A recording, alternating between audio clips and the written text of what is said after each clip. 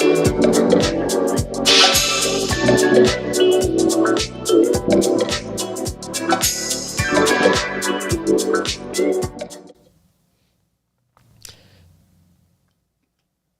and welcome to today's Bhagavad Gita. We're reading from chapter 10, and this is the opulence of the absolute, or the abundance of the divine in more modern terminology today.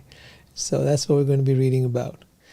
And the question, of course, that comes in front of us is, what is the nature of that which people call God?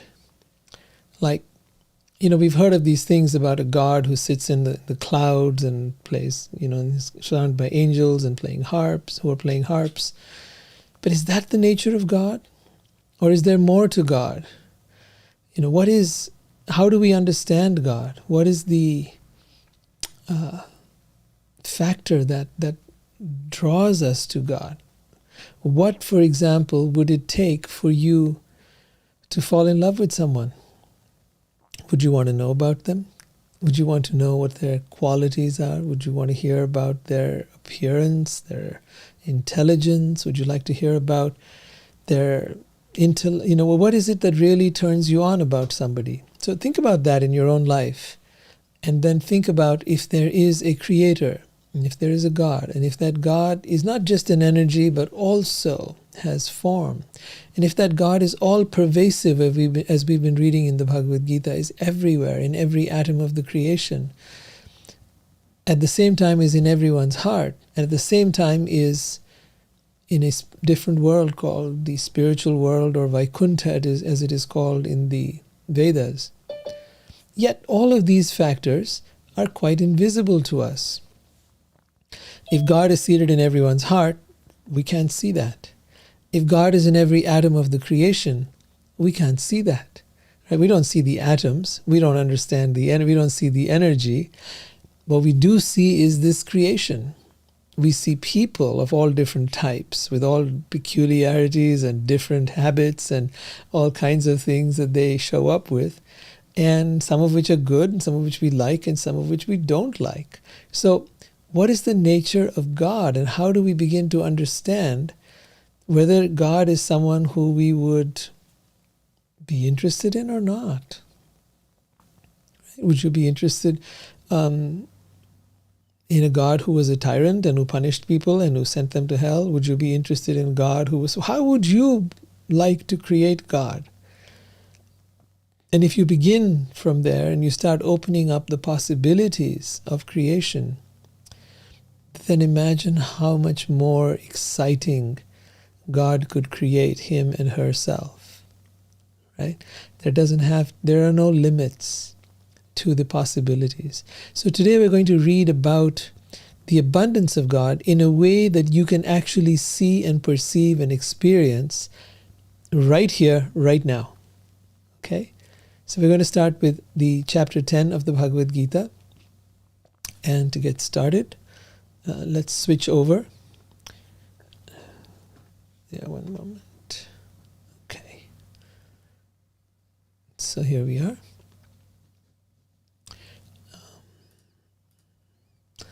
The abundance of the divine. So Bhagavan Sri Krishna, and I really like to use the word Bhagavan because it says so much more than God. I've been using the word God even today, and it's just that it does injustice, because that word's become associated with the notion of a God who punishes and sends people to hell.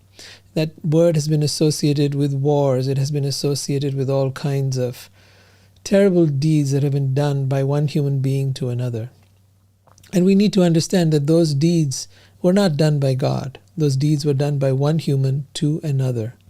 And that is why we have to get off this platform where we start blaming God for all the ills of humanity, for all the things that we do as people. And then we say, oh, look, God is doing that. But it is humans who kill one another, even if it is in the name of God. It is humans who have tortured each other, hurt each other, looked down upon each other, done all kinds of horrible deeds in the name of God. And that is just not fair. Imagine if somebody did horrible deeds in the name of your country or in the name of your family. Would you be responsible for someone doing something horrible in the name of your country or your family or your religion? No, it's not fair. So while there are many Christians who did horrible things and Muslims who did horrible things, we sometimes try to lump them all together and hold them responsible for the ills of what their predecessors did. That is not okay. Nor is it okay to hold God responsible for the stupid behavior, the ill-informed behavior, the arrogant behavior of human beings. We need to get to see God with fresh eyes, with an open mind, and examine God as He presents Himself. So here we hear Bhagavan. Bhagavan is the term being used, and Bhagavan comes from Bhagyavan, one who is most fortunate. We all want to have fortune. We want to feel rich and abundant, and we want to feel like we have everything that the world has to offer. So Bhagya is fortune. Bhagyavan is one who possesses all fortune, all good fortune. And that has been thought of as possessing all knowledge, all wealth, all fame, all beauty, all strength, and all detachment. Bhagya. So Bhagavan, or the possessor of all these qualities, and one who possesses those qualities in unlimited measure, knows everything, is the most beautiful, right? Is the most famous, like that. So Bhagavan Sri Krishna said, "My dear friend Arjun, listen again to my supreme word, which I shall impart to you for your benefit and which will give you great joy." It's an important thing to understand that hearing about God actually gives us great joy. As long as we are envious of God, that is to say, we would like to be God, and many people do. Many people want to be God. They want to be powerful and rich and famous. They want to own everything. They want to live forever. They want to be the most beautiful. And to a degree, you can do that. You might be more rich than the other person around you, more strong than some people you know. You might be more beautiful than someone, and you might be more intelligent than someone else. But you will only be that compared to a few people. And then there'll be those who are more than you.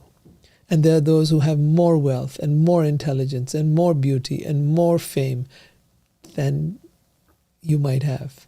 And if that is the case, you will then get on the treadmill and say, I am going to beat you at that. I'm going to have more than you and more and more and more and more. And that endless rat race goes on forever. So Krishna says, I'm going to give you that knowledge that will give you great joy. This joy that arises in getting to know about God touches the soul. It touches that part of us in the soul that lifts us up and gives us an immense feeling of delight. It has nothing to do with any selfishness. It has nothing to do with any peculiar or particular kind of, how would you say, self-centeredness. It has to do with being delighted in the delight of another. So as we begin to walk on this path, I want you to really listen carefully and begin to understand the nature of God. All right, so let's continue. Neither the hosts of demigods nor the sages know my origin, for in every respect I am the source of the demigods and the sages. Now we've talked about demigods in the past, how they are living entities like all of us and who have got extraordinary powers in which to be able to manage the affairs of the world. If you have questions about that, write it down. I'll be happy to answer anything that you might want to know. I've got a lot to cover today, so I'm going to kind of go a little fast, but please write down your questions if you have any. One who knows me as unborn, beginningless.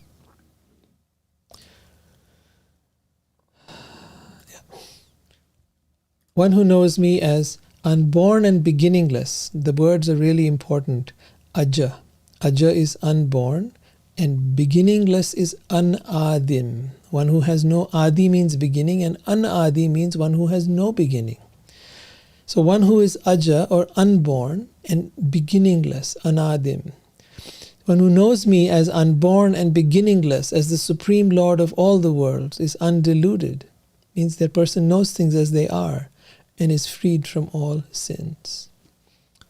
See, this knowledge lifts you up in the here and now and in the ultimate sense, lifts you out of the darkness of this world.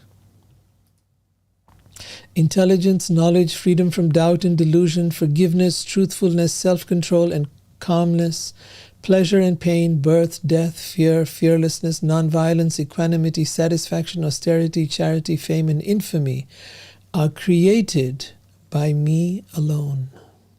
In other words, everything that we aspire to be, aspire to have, aspire to become, has been created by God, by Krishna. And to acquire each of these things can be done separately. You can work on it, or you can acquire Him. Him, he who is the ultimate, who is the source. When you have acquired the source, then everything is contained within that. So imagine someone who goes to a king and asks that king to give them, let's say, in today's times, $100. The person thinks because he's poor, homeless, doesn't have much, $100 would be so nice. Not thinking that in a short while that money will be gone and spent. So a lot of people go to God like that, asking for this, that, or the other. But imagine going to God and saying, I don't want anything from you. I only want you. Right? Think of what that means to God. Everyone comes asking something from God. But imagine being someone who goes to God and says, I want nothing except you. Now think of people who might come to you. Let's say if you're a very wealthy person, multimillionaire, and whoever you come across, family, they come to you and they want something from you. Friends, they come to you, they want a favor from you, or they want some, they want to enjoy your house or your boat or your special privileges that come with being your friend. But what if you had a friend who wanted nothing from you, who loved you for who you are, who wanted to be with you because you are such an extraordinary person? Would that person become more close to you than someone who came to you with an ulterior motive? You bet. And so it is with God. Those who come to Him seeking nothing except Himself, except to love Him, except to have a relationship, they become the most dear. And to them He says, all of these qualities are given to you. Why? Because you have the source of all those qualities. And because you have the source, you have everything that comes. From the root of the tree come all the fruits and everything else. Once you have that seed, you have the fruits too. They will come as well. So one who is walking on this path, who has obtained the kripa, the mercy, the blessings of the divine, will be showered by all these good qualities. One does not need to aspire for them individually. It doesn't mean you shouldn't, but they will come to you easily and gracefully. That's the point. All right.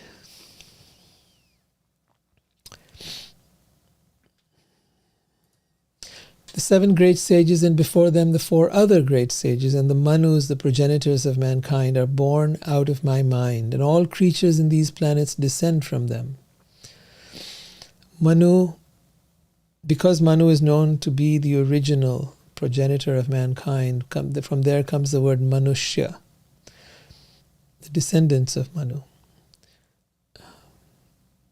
There's a lot to learn about how all these religions work together. I'll take it up some other time, but there's just some fascinating information I've been getting lately, so I'll come to it. He who knows in truth my glory and mystical power engages in undeviating practice of yoga. Of this there is no doubt.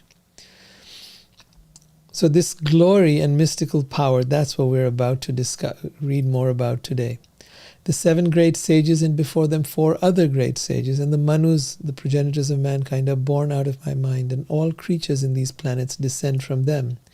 He who knows the truth, in truth, my glory and mystical power, engages in undeviating practice of yoga, and of this there is no doubt. Now comes perhaps one of the most important verses. Aham sarvasya prabhavo matha sarvam pravartate. I am the source of all material and spiritual worlds. Aham means I am.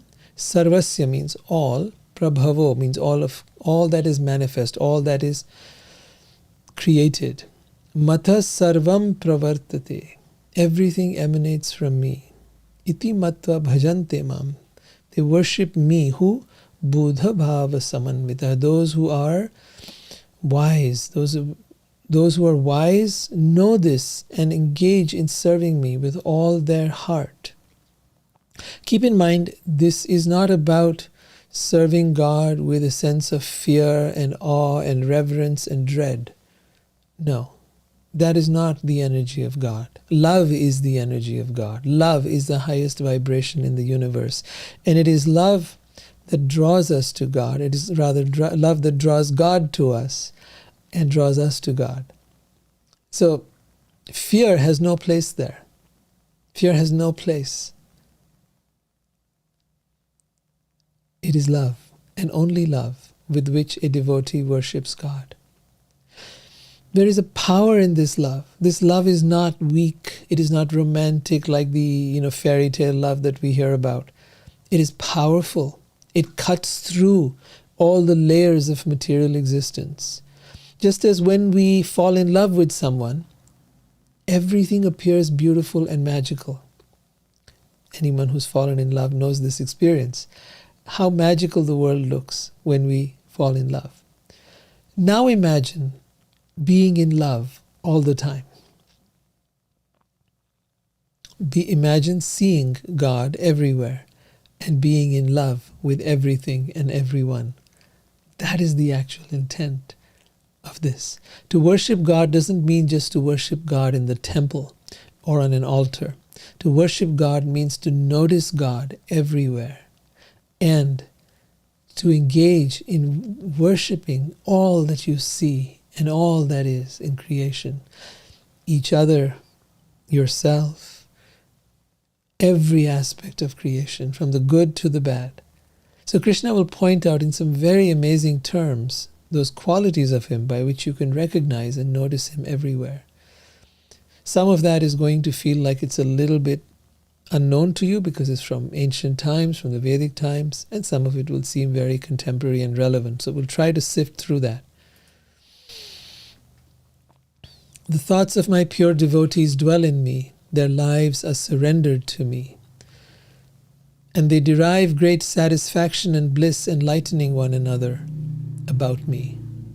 So, mad chitta mad gata prana, their life energy, their pran, right, is focused in the direction of God. Mad means mine, towards me. Mad chitta, their consciousness is drawn to me. And they are engaged in katha yantas chamam nityam. They are always talking about me. Just as we talk about Krishna over here, one who is on this path is speaking about him wherever any chance they get. It doesn't mean you're necessarily speaking Bhagavad Gita. You might be admiring a flower. You might be admiring some beautiful thing that you're eating. In all of that, you are seeing, experiencing, and appreciating and glorifying God. So the thoughts of my pure devotees dwell in me, their lives are surrendered to me, and they derive great satisfaction and bliss, enlightening one another and conversing about me.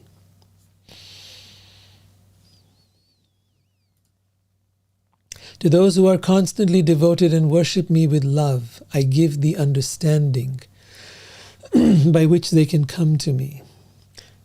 So you might be starting to see how love is the key.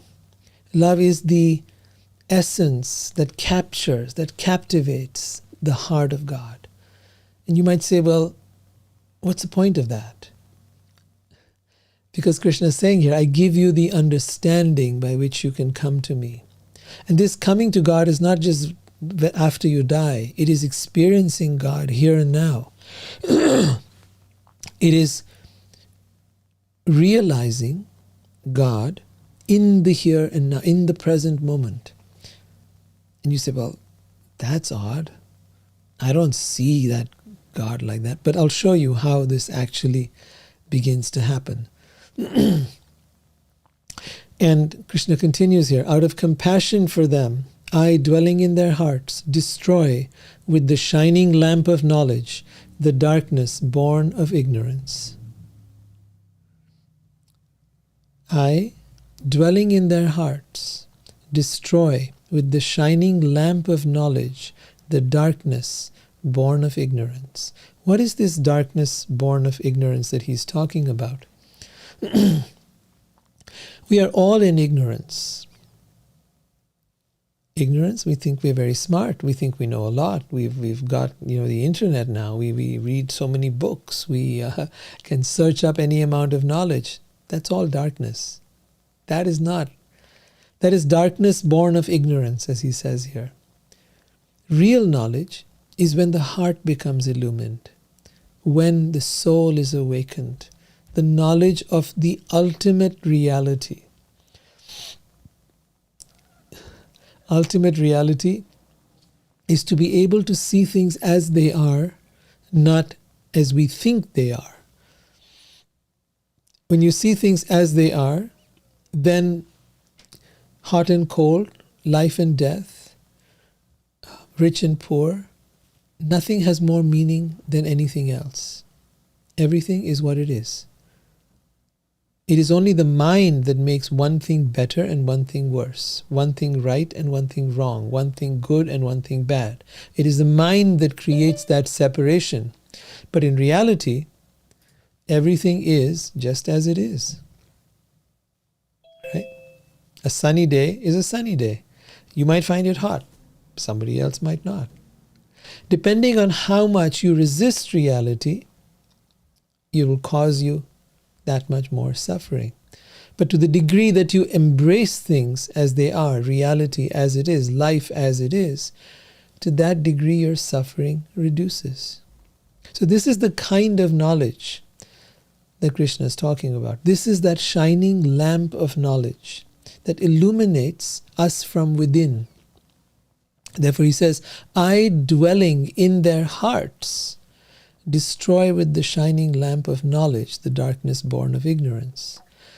There's two kinds of realization. If you read Abraham Maslow, he will talk about the hierarchy of needs, and then he comes to that point where it is self-actualization. But self-actualization, as the Western world understands it, is a process of achieving certain level of mastery in human life. In other words, becoming a better person, becoming a better human being, maybe becoming less egotistical, maybe being able to operate your skills and your abilities to the best of your ability, to become a high performance person or a high achieving person or a successful person. But the Eastern view is very different. They do not talk about self-actualization the way the Western world does. The Western world, for the Western world, self-actualization is about becoming the best you can be. It's about becoming something, attaining something, having something, doing something. The Eastern world doesn't see it that way. The Eastern world talks of self-realization, that perfection which you seek already lies within you. It is not something you will attain. It is not something you will become. It is not something you will achieve. It already exists within you. Now, you're not able to experience it. You're not able to live it. And this is where Krishna comes in and says, I, dwelling within your heart, destroy what? The blocks that are stopping you from experiencing the true self. And what happens then? when the blocks that are blocking the true self are removed, then the shining lamp of who you are, the light of who you are, shines forth. That is what he's talking about here. I, dwelling in their hearts, destroy with the shining lamp of knowledge the darkness born of ignorance. And you may say, well, but why do I have to come to God for that? Because God is the source of everything, and He has the power to be able to lift the veil of ignorance, to lift the veil of illusion, of Maya, that is blocking our experience of the divine here and now. That is the only thing that is blocking the experience.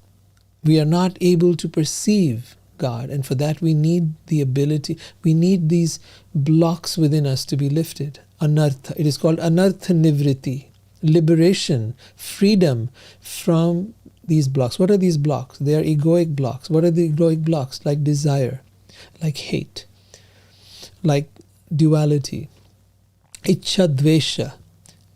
This is what Krishna talks about in another chapter of the Gita. Desire and hate. Ichchadvesha samudena dvanda mohena bharata. And that when this desire and hate and the dualities of the world dissolve, then we're able to see things as they are. Makes a lot of sense, right? But that's how Krishna is. He's not here just trying to tell us, oh, I will give you some kingdom in heaven. He says, I'm giving you the kingdom here and now, in this world. The kingdom of God is at hand, right here. Come, experience it.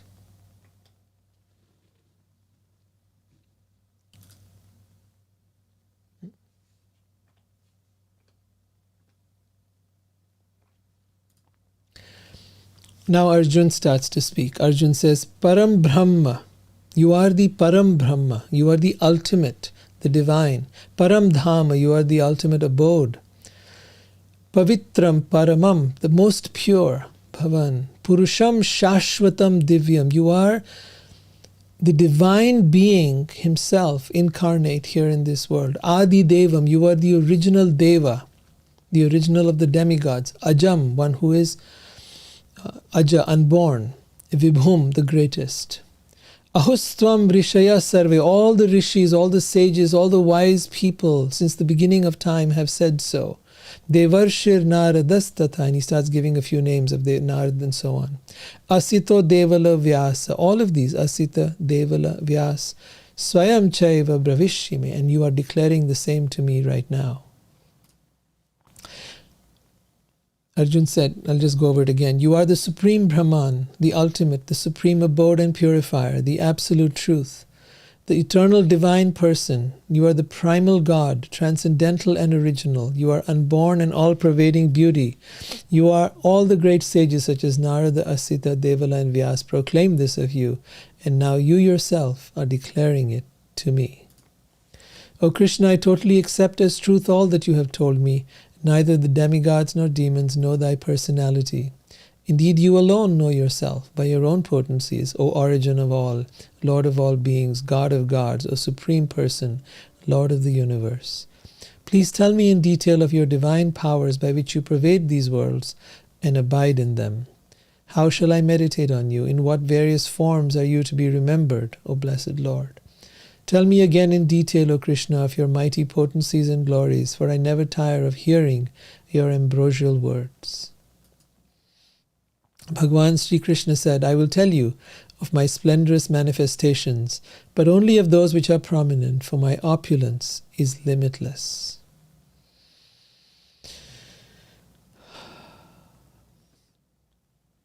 So at this point, we're going to go through a series of different points. As I said, Krishna is going to talk about where he compares himself to different things, or he talks about different ways in which you can understand and experience him. Some of these are going to be a little bit foreign to you and would take too much time to go into, so I'm not going to detail all of that, but I will come to the more prominent parts, the ones that actually we can relate to right now. He'll refer to different sages, he'll refer to different personalities, And it would just take forever to be able to get into that. So I'm going to stick to the main thing, the main takeaways that we have that we can apply in our own lives. So with that, let's get started.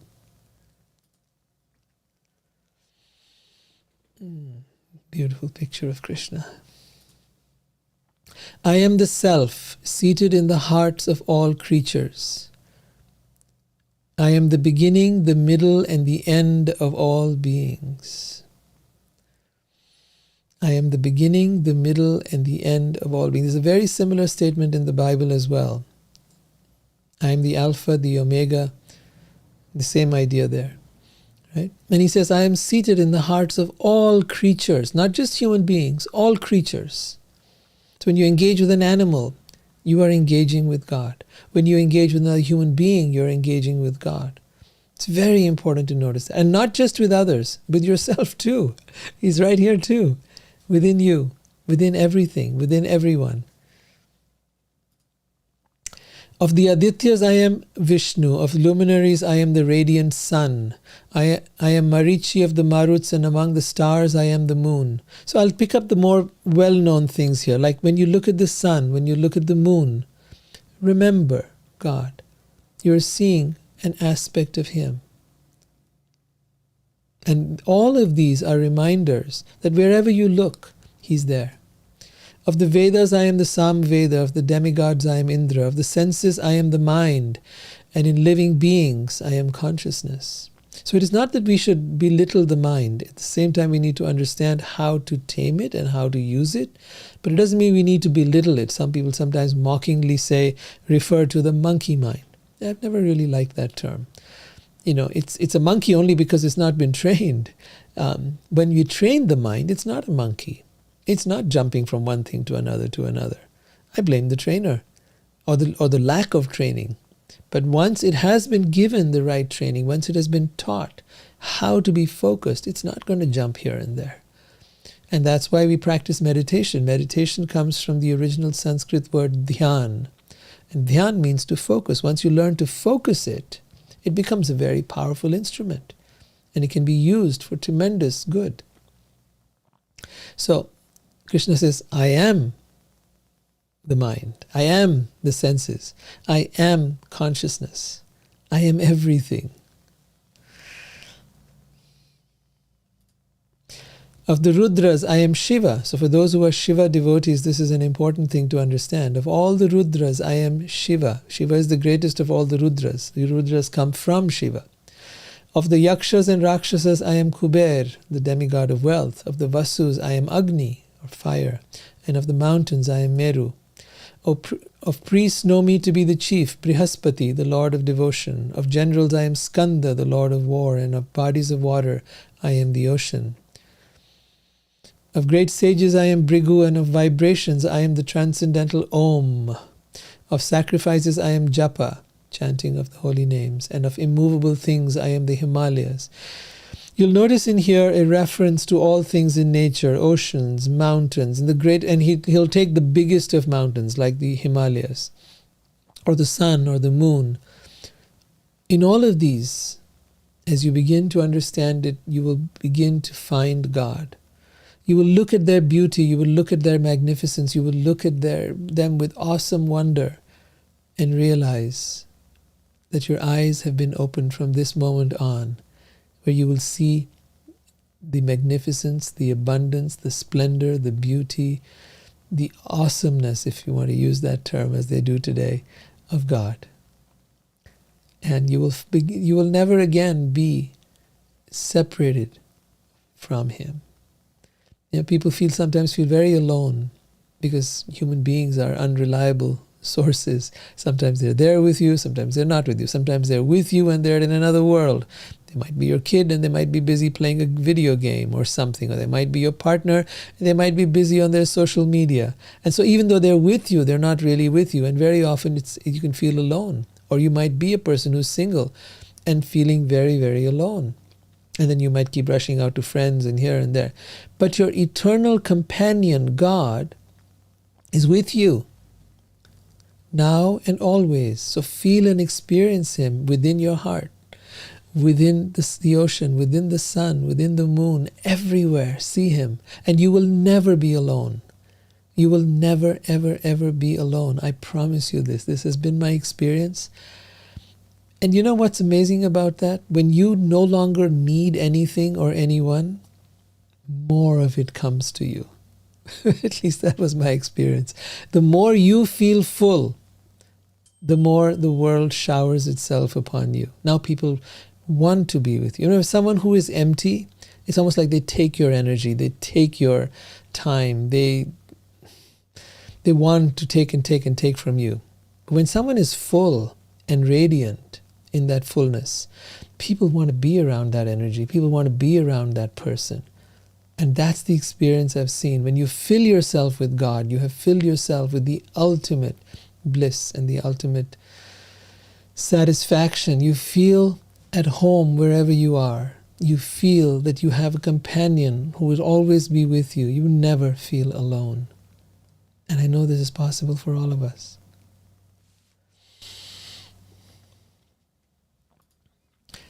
Of all trees, I am the holy fig tree. And among sages and demigods, I am Narada. Of Gandharvas, I am Chitraratha. And among perfected beings, I am the sage Kapila. As I said, I'm not going to explain to you all the different personalities being talked about out here. That would take a very intensive study of the Vedas and talking about all their histories and all those people. So I'm just going to skip to the relevant parts. Of horses, know me as Uchaishrava, who rose out of the ocean, born of the elixir of immortality. Of lordly elephants, I am Airavrat. And among humans, I am the monarch. Of weapons, I am the thunderbolt. Among cows, I am the Surabhi. Of procreators, I am Kandarpa, the god of love. And of serpents, I am Vasuki, the chief. Of celestial Naga snakes, I am Ananta. Of the aquatic deities, I am Varun. And of departed ancestors, I am Aryama. And among the dispensers of law, I am Yama, the lord of death. Among the Daitya demons, I am the devoted Prahlad. Prahlad is such an incredible story of a devotee of Vishnu who was born in a family of asuras, people who were atheists, non-believers in God, and who hated God, in fact, passionately. Prahlad, even as a 5-year-old boy, had heard about God, even while in the womb of his mother. And then later it was reinforced again to him by his guru Narad. And as he grew older, he was more and more in love and would meditate on God and would think of Him and would find Him everywhere. But his father hated God. So when he saw his son like that, he eventually, first he tried to change him, tried to reform him, tried to deprogram him, and then ultimately tried to kill him. Hiranyakashipu was a very, very vile and evil man. He would even go to the extent of killing his son because his son believed in God. So that is Prahlad that is being referred to here.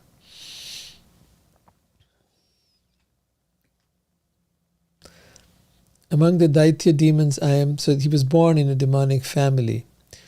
Among subduers, I am time. Among beasts, I am the lion. And among birds, I am Garuda.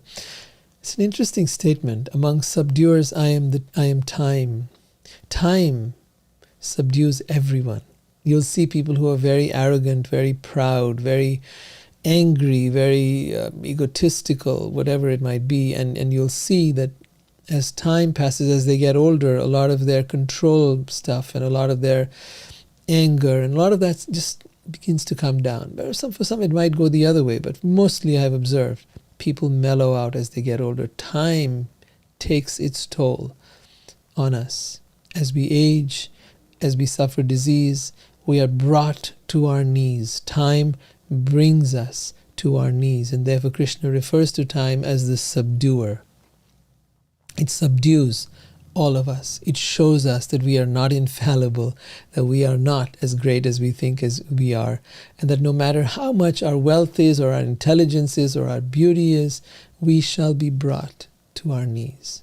And it is that act of coming to our knees that brings into us humility. It brings into us seeking. It brings in a softness. It brings into us an openness. Some take advantage of that and search for God, and others don't. But in all cases, it has a deep effect on all of us.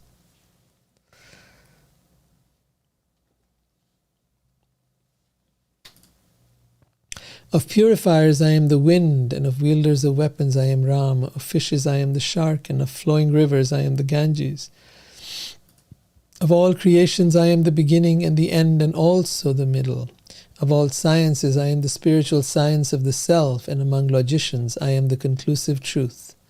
Of letters I am the letter A, and among compound words I am the dual compound. I am also inexhaustible time, and of creators I am Brahma, whose manifold faces turn everywhere. I am all devouring death. This was a line that was picked up by Oppenheimer. Time I am, destroyer of the worlds. I am all devouring death, and I am the generator of all things yet to be. Among women I am fame, fortune, speech, memory, intelligence, faithfulness, and patience. Of hymns I am the Brihat Sama, sung to the Lord Indra, and of poetry I am the Gayatri verse, sung daily by the Brahmins.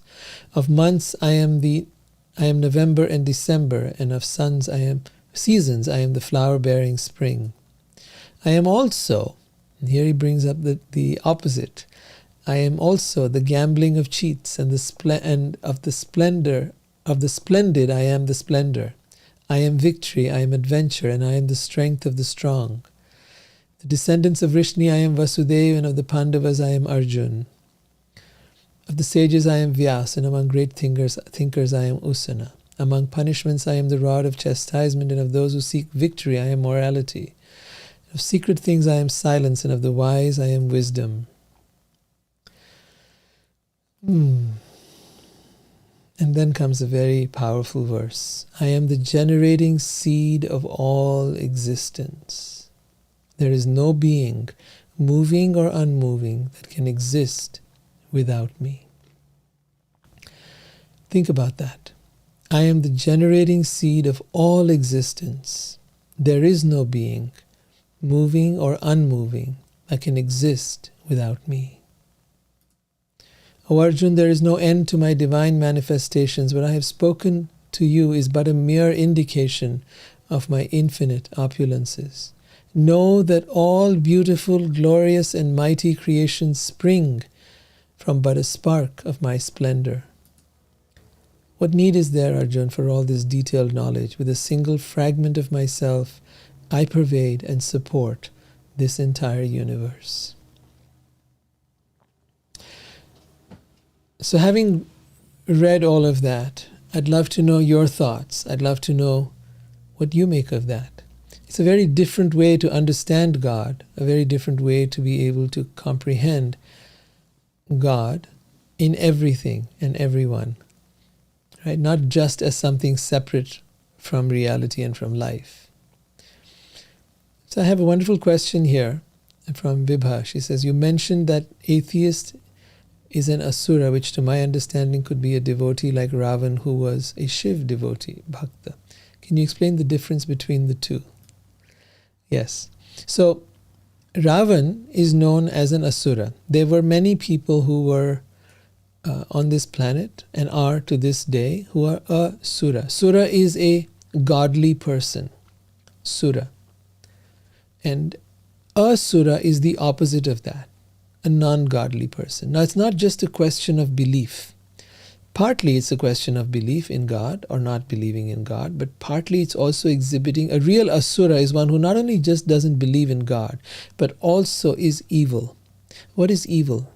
I never used to believe in things like evil, but I got to see firsthand that there are energies in this world that are pure evil.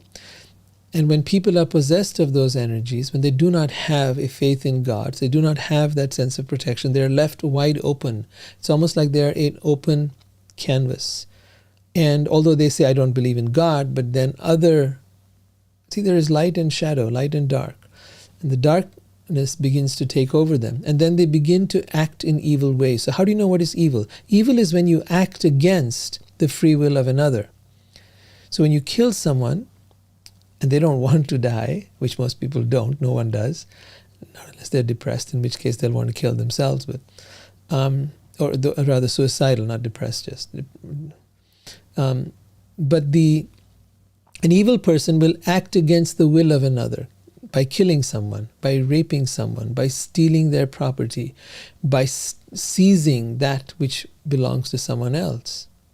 They have no qualms about doing that. So when a person exhibits those kind of symptoms, that is truly an asura. Asura is a demonic person. Krishna goes into great detail about the nature of the asura and their qualities. But these are people who are no longer living in the light of their soul. That has been washed, sort of covered over now. And what they are living by is purely on the basis of their greed, their desire, and what they want. And they have no regard or respect for anyone else. What they want is what they want, by hook or by crook. There's a lot of people following that path today. So when you say that Ravan was a Shiv Bhakt, absolutely. Ravan is in a very different category. While he exhibited the symptoms of an asura or a demonic being, Ravan was in fact an incredible devotee of Vishnu. Ravan, even before he came here as a devotee of Shiva, Ravan is one of the, let me see, there were 2 guards of Vaikuntha who were cursed. And when they were cursed, they were told they could have, by the 4 sons of Brahma who had come to visit Vaikuntha, had come to visit Vishnu. And because they did not talk well to these sages, the sages cursed these 2 guards of Vaikuntha and said, and then Vishnu intervened in that whole conversation and said, okay, let's cool down, guys. And said, all right, they've cursed you. Now, I tell you what, I'm going to be going to the earth, and I need some good fighting partners. So you have a choice. You can go to earth and take 7 births over there as a human being, or you can take 3 births as an asura, he told these guards who had been cursed.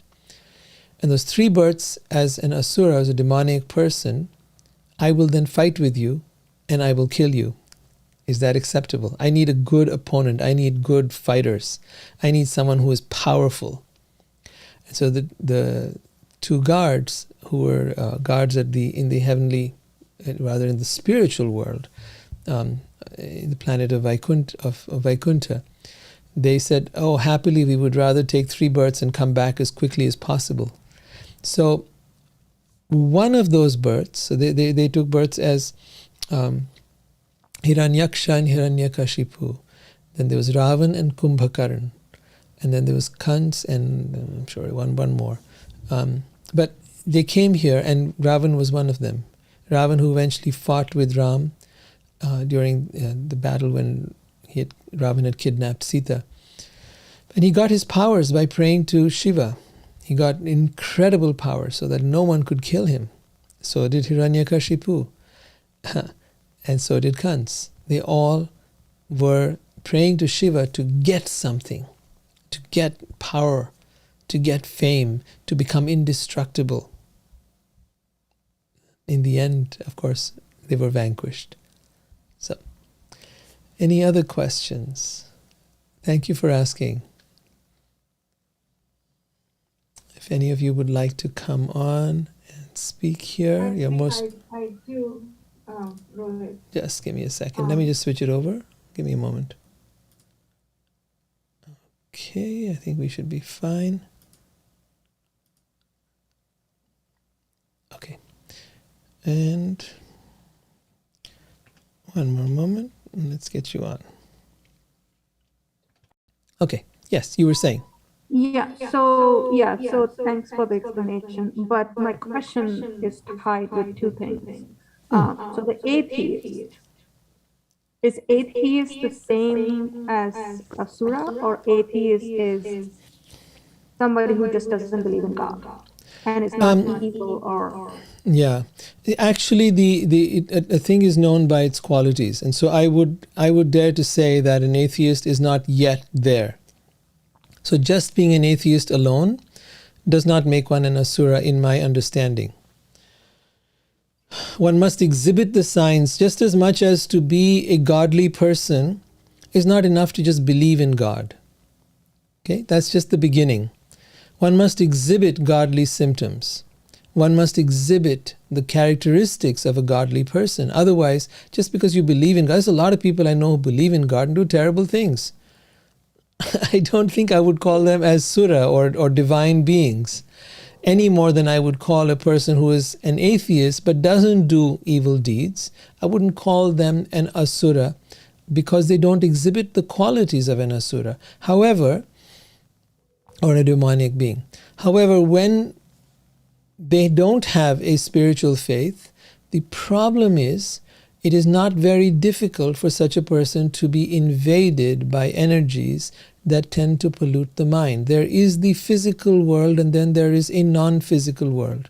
And in a lot of the work that I've been doing with people when they're in hypnosis and so on, I get to see this inner side of the mind and what goes on. And what I have discovered is that there is more to life than the physical world that we see. There are energies, dark energies, that come into such people who are wide open, who do not have a spiritual faith and a trust and a relationship with God. What happens in those cases is that's that voice in their head that is talking to them and telling them, you're not good enough. Something is wrong with you. You are flawed. You are messed up.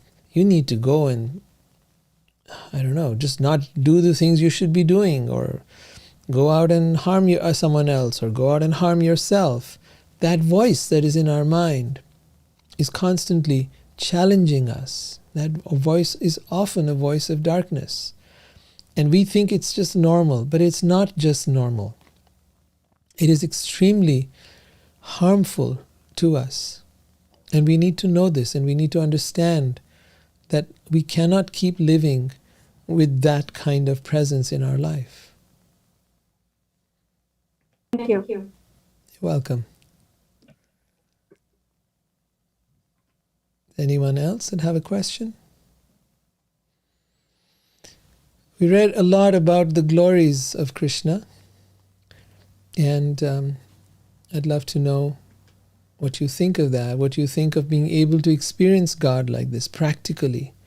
Does it make sense to you that this might be possible? See, a lot of times we look for some grand revelation, that I'm going to have this moment of awakening where suddenly, magically, something's going to happen. That moment of awakening is a process that happens every single day, little by little by little, as you chip away. For some people it happens as a matter of grace, no doubt. It can happen suddenly and unexpectedly, but who knows what they've been doing in their past life that may have led to that big moment of awakening that they sometimes talk about in this life. But for most of us, it's a gradual process. And to come to that gradual process, we need to be able to cleanse and purify the heart. Cheto darpana marjanam is what Chaitanya had said, that to cleanse the heart can be most easily done by chanting the names of God. Chanting Om, chanting Hare Krishna mantra. By chanting the names of God, you purify the heart. But also, you go one step further. You see God everywhere, in everything, in everyone. And as you begin to experience this presence all around you, it changes your life and it changes your world. Has anyone had such an experience here that they'd like to share?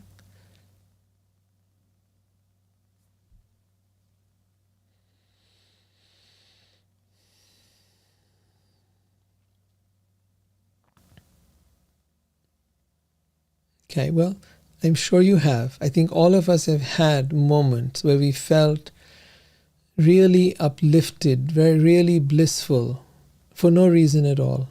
Something just came over us. Something just felt so amazing. It could have been that you were out on vacation. It could have been that you were out in a beautiful place in nature. It could be for whatever reason that happens.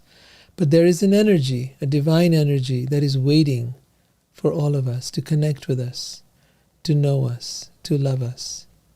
We've been seeking for love everywhere, and love is seeking us.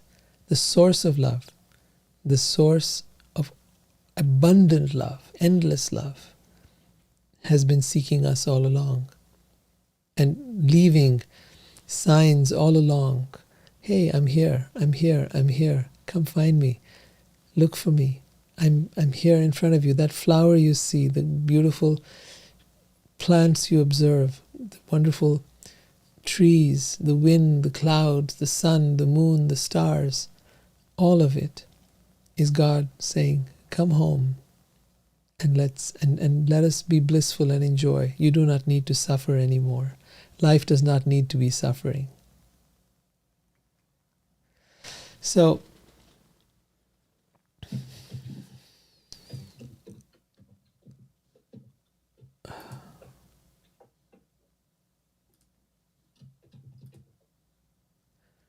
okay. Anyone else?